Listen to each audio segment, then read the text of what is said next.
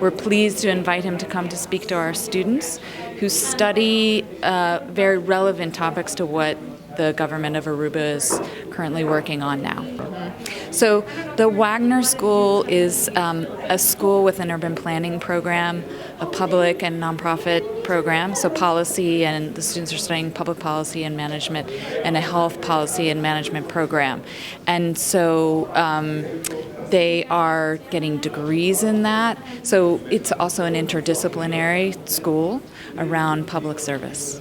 So they are studying some of the very issues that Aruba is grappling with in terms of socioeconomic development as it relates to well-being, renewable energy. And so, they are studying urban planning and what the next issues are going to be for, in particular, for metropolises and cities.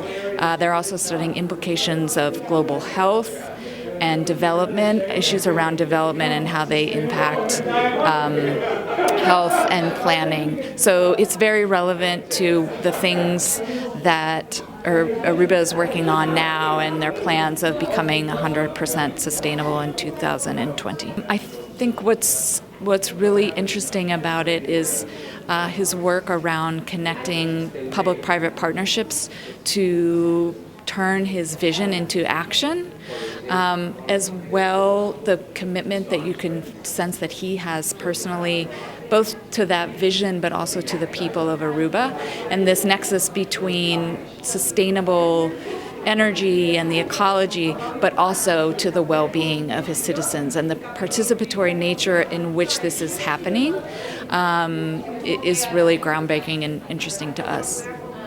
In September, we hosted the former Prime Minister of the UK, Gordon Brown.